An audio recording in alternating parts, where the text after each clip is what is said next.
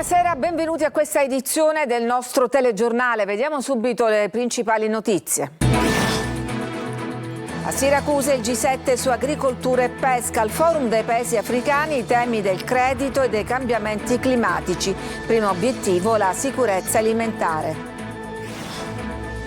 Da Palermo il ministro dell'Ambiente Pichetto Fratin conferma presto i termovalorizzatori. Incendi del 2023, class action per danni contro la regione, chiesti 2 milioni di euro di risarcimento. A Gela una nonna si incatena davanti al municipio perché la scuola è chiusa per mancanza d'acqua. Il serbatoio è rotto da tempo, perché non hanno provveduto? Il film Iddu il Padrino, ispirato alla vita di Matteo Messina Denaro, non sarà proiettato a Castelvetrano, città natale del boss. Il rifiuto arriva dal gestore dell'unica sala. Bocciati col 5 condotta, rimandati a settembre con un 6, strette per gli studenti indisciplinati, multe da 500 a 10.000 euro per chi aggredisce i professori. Per il calcio il Catania frena ancora anche contro il Cerignola, la squadra di Toscano non va oltre lo 0-0, riscatto Trapani che rifila una cinquina al Potenza, pari del Messina sul campo del Latina.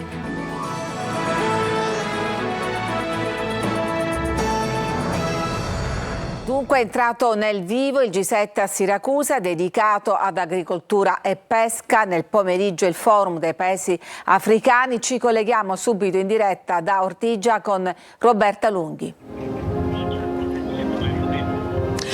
Sì, ci troviamo sulla terrazza di Palazzo Vermexio, dunque il comune di Siracusa. Hai detto bene Lorena, oggi è entrato nel vivo il G7 dopo tanti giorni appunto di Expo. Le parole chiave sono state Africa, cooperazione e giovani. Da una parte il ministro Lollobrigida che ha aperto e chiuso i lavori al teatro comunale, dall'altra naturalmente anche le parole dei rappresentanti degli 11 paesi dell'Unione Africana che si sono ritrovati in questo forum Africa, dove naturalmente il tema dell'Africa, che secondo il ministro Lollobrigida deve assolutamente raggiungere l'indipendenza nella produzione appunto dei prodotti, è sicuramente stato il centro della giornata. Come si diceva, l'Africa protagonista, ma anche non solo nell'idea di cooperazione, dunque di sviluppo e dunque di rete per cercare di valorizzare i territori, ma purtroppo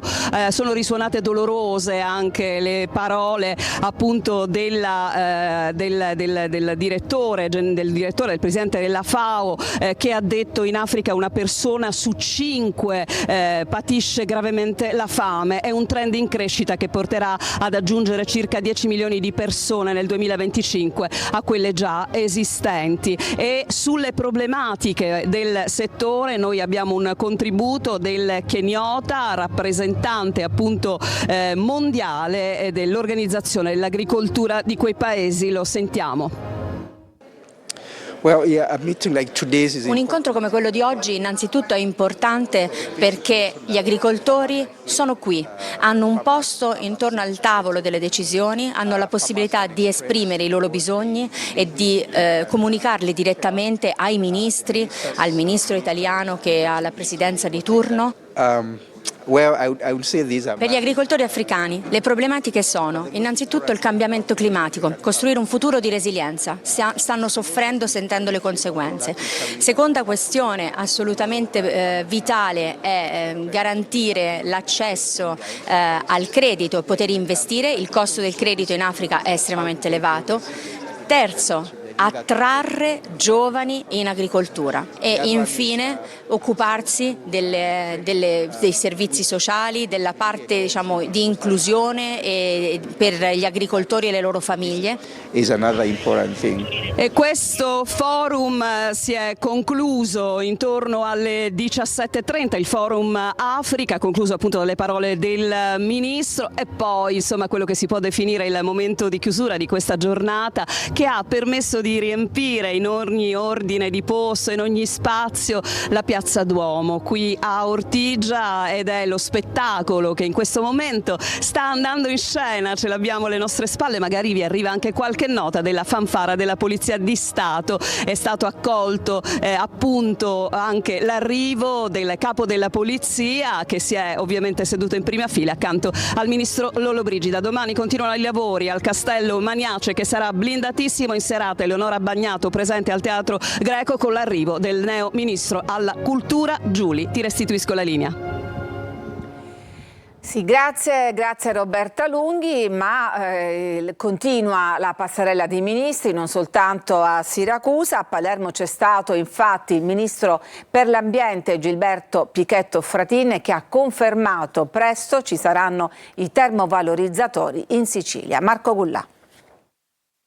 Dai termovalorizzatori al ruolo della Sicilia nella distribuzione energetica, un'isola in mezzo al Mediterraneo che secondo il ministro dell'ambiente Gilberto Pichetto Fratin ha un ruolo davvero fondamentale. L'esponente del governo Meloni ha parlato del futuro ruolo della Sicilia, soprattutto sotto il profilo dell'energia, intervenendo al molo trapezoidale di Palermo per la seconda edizione di Risorsa Mare. La Sicilia, l'Italia e la Sicilia in particolare sono l'incrocio di quelle che sono le forniture di energia. In Sicilia arrivano 2 pipeline dall'Africa che ci portano 35 miliardi di metri cubi di gas, ma in Sicilia arriveranno le linee elettriche importanti, nuove. C'è uno spazio di sviluppo enorme. Una parentesi è stata poi dedicata al tema dei rifiuti, uno dei nodi cruciali da sciogliere per la Sicilia, alle prese con l'ancestrale emergenza dello smaltimento dell'immondizia. La Regione deve, in questo caso sta andando avanti con il piano rifiuti, perché, e poi automaticamente con quelli che sono i rifiuti non differenziabili e non portabili a materia prima, seconda o riciclabili, devono andare in termovalorizzatori, quindi si doterà anche di termovalorizzatori. Battuta finale dedicata invece ai rifiuti speciali. Ci sono le scorie ad alta intensità delle vecchie centrali, dove abbiamo quasi tutto in Francia e in Inghilterra, e quelle dovranno andare in un deposito geologico che bisognerà valutare seriamente dove fare. Ricordate gli incendi del 2023 che devastarono un vasto territorio in provincia di Palermo. Adesso una class action chiede alla Regione un risarcimento danni da 2 milioni di euro. Eva Spampinato. Abbiamo patito l'abbandono di tutti, della forestale, dei vigili del fuoco, nessuno è intervenuto in quella notte di rogo tremendo. La notte del 25 luglio del 2023 ha segnato le vite di decine di persone che hanno assistito inermi alla distruzione delle loro case e di vastissimi territori palermitani che ancora oggi fanno i conti con il dissesto idrogeologico seguito dalla devastazione causata dagli incendi.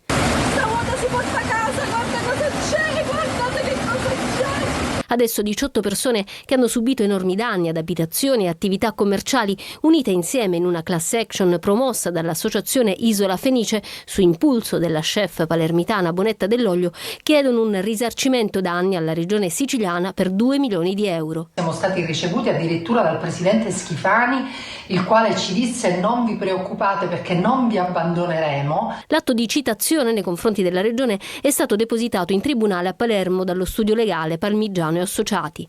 L'azione si basa sulla questione che la regione non abbia adempiuto agli obblighi previsti dalla legge in materia di controllo del territorio e prevenzione degli incendi.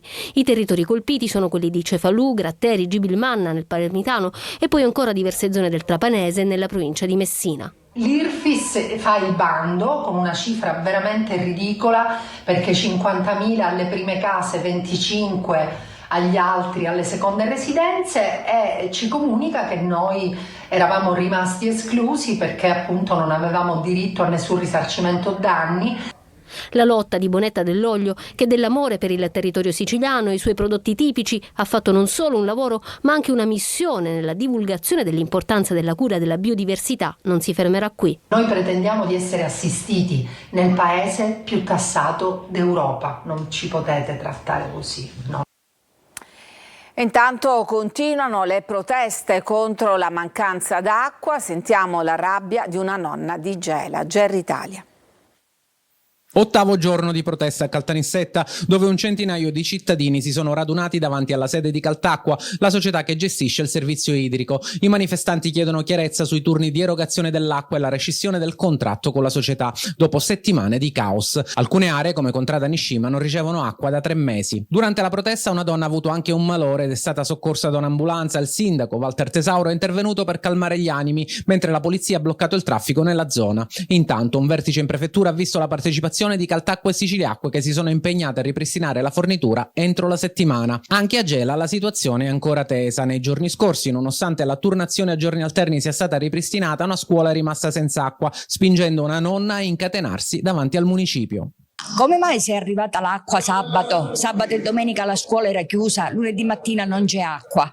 Lo chiedo al bidello e mi risponde: signora, sì, perché abbiamo il motorino che non pesca a sufficienza quando arriva l'acqua, il serbatoio che perde e quindi rimaniamo senza acqua. Benissimo. Ora, calcolando che la scuola si è chiusa a giugno e che si è riaperta a settembre, durante questo periodo chi doveva provvedere a sistemare il discorso dell'acqua? Le proteste intanto continuano anche a Enna, dove l'acqua arriva ogni 6-7 giorni con punte di emergenza a Nicosia. Il comitato Senza Acqua ha presentato un esposto in procura accusando il gestore Acqua Enna di interruzione di pubblico servizio. La popolazione è esasperata, con oltre 400 persone che hanno partecipato a un'assemblea cittadina per chiedere interventi urgenti. Il film Iddu il padrino, ispirato a Matteo Messina Denaro, non sarà proiettato a Castelvetrano, città natale del boss. Il rifiuto arriva dal gestore dell'unica sala. A Isola delle Femmine invece i manifesti sono stati imbrattati con scritte ingiuriose contro il capomafia. Adelaide Barbagallo.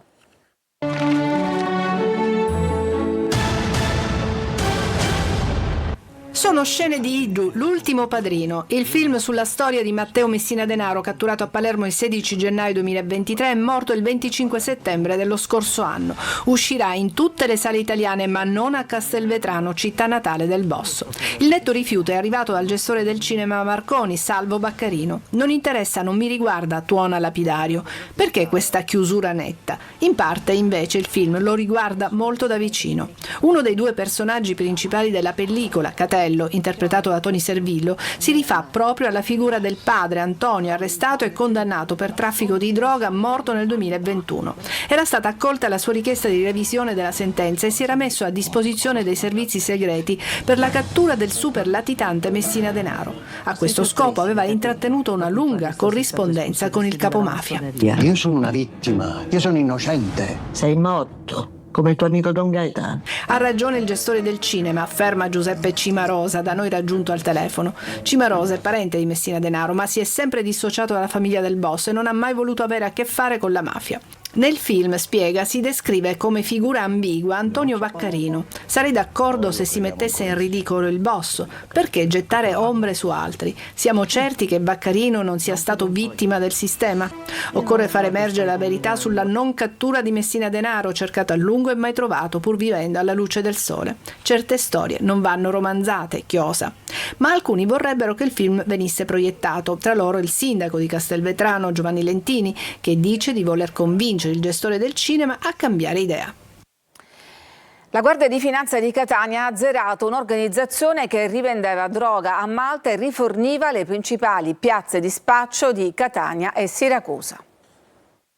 Catania, Oristano, Udine e poi Malta. Ruota su queste direttrici il blitz antidroga effettuato dalla Guardia di Finanza etnea, che ha sgominato un traffico internazionale di stupefacenti. 9 gli arresti, ma ci sono anche 12 indagati. L'operazione, denominata El Loco, il pazzo, ha incluso anche il sequestro di beni e disponibilità finanziarie per un valore di quasi $500.000 di euro. 2 i gruppi criminali finiti nel vortice giudiziario. Il primo era operativo nell'Interland etneo e nella provincia di Siracusa, ma con con propaggini transnazionali, si procurava cocaina, hashish e marijuana in Spagna per poi esportare la roba a Malta. Nel corso dell'indagine sono emersi rapporti d'affari con un esponente del clan Cappello Bonaccorsi, condannato per mafia, che sarebbe risultato uno degli investitori. Il secondo sodalizio si occupava invece della vendita al dettaglio del narcotico nelle piazze di spaccio della provincia etnea e Aretusea.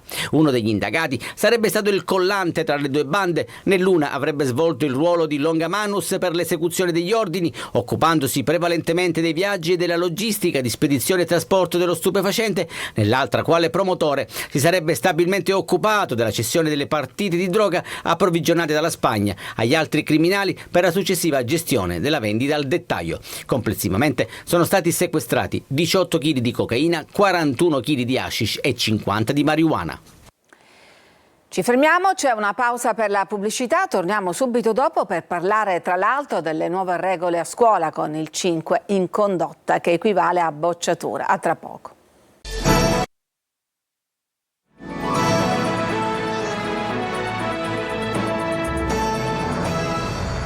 Bocciati con il 5 in condotta, rimandati a settembre con un 6, approvato alla Camera il decreto legge del ministro Valditara che prevede un giro di vite a carico degli studenti indisciplinati. Desiree Ferlito.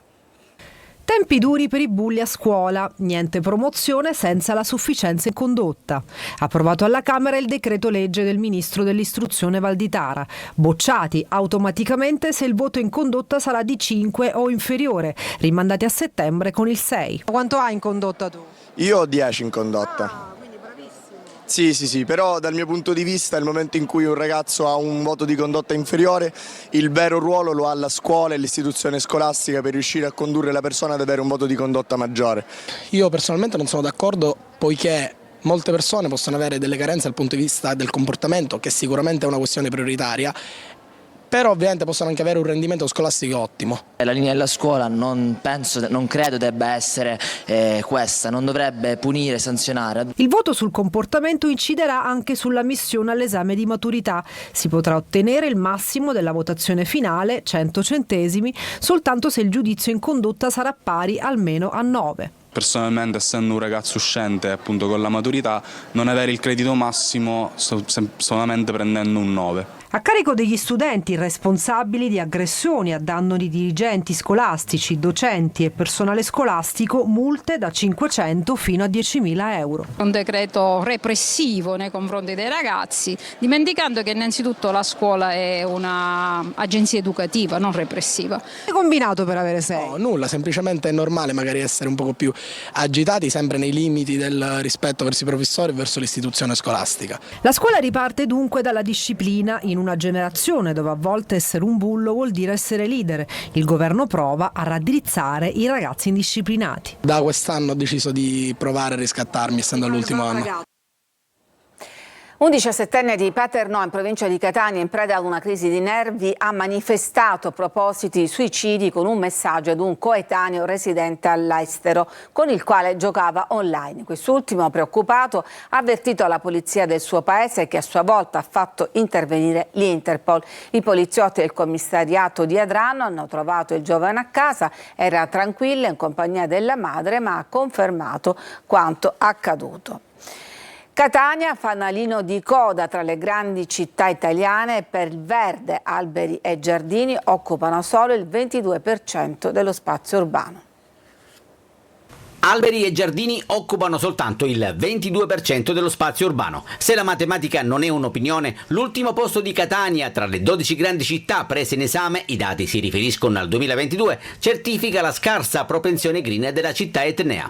Lo mette nero su bianco il report dell'Husqvarna, che si è basato su rilievi satellitari. Immagini che non lasciano spazio ad interpretazioni, con una netta diminuzione delle aree a verde. Conforta però un dato: Catania, seppur ultima, fa registrare il miglior incremento positivo rispetto alle città analizzate, con più arbusti piantumati rispetto a quelli rimossi. Alberi che però ombreggiano soltanto il 16% del territorio, con una perdita netta di copertura di chioma arborea che non consente riparo a quanti si avventurano in passeggiate nelle ore centrali del giorno. Chi può cerca riparo a Villa Bellini, uno dei pochi polmoni verdi rimasti, anche se negli ultimi anni lo storico giardino ha subito pesanti perdite. Alberi tagliati un po' ovunque in nome e per conto della sicurezza, sicurezza, a volte rimpiazzati, altre volte abbandonati a se stessi e senza irrigazione, come abbiamo documentato a Librino.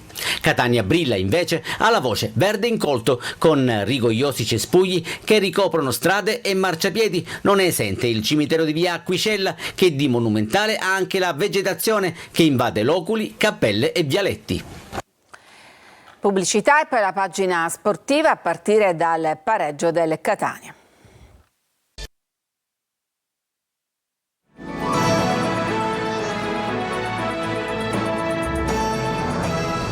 Frena il Catania, siamo alla pagina sportiva. Catania che non va oltre lo 0-0 contro il Cerignola. Marco Carli. 2 punti nelle ultime 3 partite, 2 0-0 consecutivi al Massimino e l'ennesimo infortunio a centrocampo, questa volta per Sturaro, coinvolto il collaterale del ginocchio sinistro. Sono le notizie negative del Catania, che con il Cerignola parte bene, mettendo in mostra soprattutto l'ex D'Andrea e Lunetta, ma fallendo qualche chance importante per passare in vantaggio. Poi nella ripresa il calo con i pugliesi che, senza rendersi particolarmente pericolosi, esercitano una chiara supremazia, costruita anche dalla conoscenza. Raffaele, al contrario di Toscano, può contare su un gruppo già rodato negli scorsi campionati. Secondo me potevamo e dovevamo fare meglio dal punto di vista dell'intensità e del ritmo, e in quello dobbiamo crescere e alzare il livello di prestazione individuale e di squadra. Al netto degli infortuni e dell'indubbia frenata c'è anche la considerazione di un calendario che finora ha messo di fronte gli etnei alle squadre che occupano la parte più alta della classifica. Abbiamo affrontato nelle ultime 3 gare 3 squadre in salute, che lo sta dimostrando la classifica.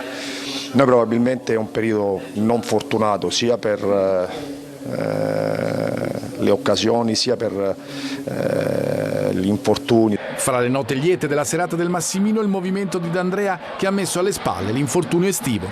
Mi sono ripreso, sto lavorando bene e devo ringraziare lo staff medico e lo staff del mister e di tutti quanti se adesso sto così. Entrambe imbattute in trasferta le altre siciliane. Francesco Triolo. Una vittoria cercata, voluta quella del Trapani, una vittoria netta. Potenza tira fuori l'artiglieria pesante del 5-1, rilancia la candidatura Granata alle zone alte della classifica. Ottimo l'approccio alla gara, 2 reti, quelle di Foll e Silvestri, prima di subire il possibile rientro del Potenza nel finale del primo tempo con la rete di Caturano. Nei secondi 45 minuti la gara cambia con l'espulsione di Novella e quindi con il triste di Bifulco che chiude la partita. Nel finale la doppietta di Lescano, 4 partite e 8 punti per Totò Aronica da quando ha sostituito Alfio Torrisi in panchina. Qualche punto perso per strada, soprattutto con Taranto e Juventus Next Gen, ma adesso c'è tutta la voglia di riprendere a marciare. Torna con un pareggio dal primo di un doppio impegno esterno invece il Messina, che ha conquistato il primo punto stagionale in trasferta, un pari più che meritato sul campo del Latina dopo essere andato vicino anche al successo pieno. Una bella iniezione di fiducia per i giallorossi, una risposta anche morale dopo il caso Modica post Casertana. Il Messina è passato in vantaggio a metà del primo tempo con un bel gol di Pedicillo, recuperato però dopo 8 minuti da quello di Capanni, ma la squadra di Modica non ha mai arretrato il baricentro, ha sempre giocato in maniera propositiva e ai giallorossi manca anche l'espulsione di Crecco, che a 20 minuti dalla fine ha fratturato il naso a Salvo e meritava il rosso, mettendo la gara probabilmente su un altro binario. È tutto per questa edizione, grazie per averci seguito, vi auguro una buona serata.